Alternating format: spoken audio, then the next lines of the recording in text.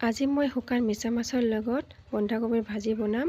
এই ৰেচিপিটো মই আজি প্ৰথমবাৰ বনাম, চ' আপোনালোকে ভিডিঅ'টো শেষলৈকে চাই থাকিব। চ' এয়া মই শুকান মিছা মাছ লৈছোঁ।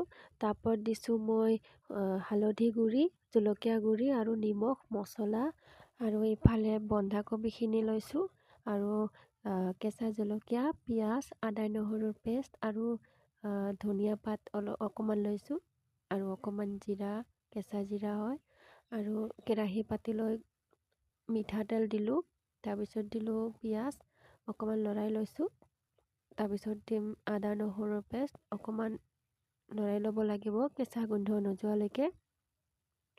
এতিয়া দিম জিৰাখিনি, আকৌ লৰাই লৈছোঁ।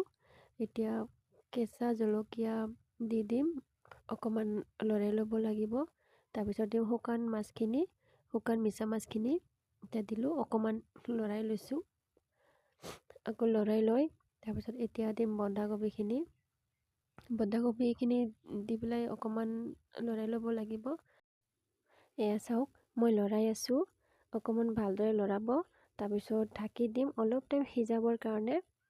অলপ টাইম ভালদৰে সিজাব লাগিব। আকৌ লৰাই দিছোঁ, আকৌ ভালদৰে লৰাব আপুনি। তাৰপিছত যাতে পানী পানী হৈ নাথাকে।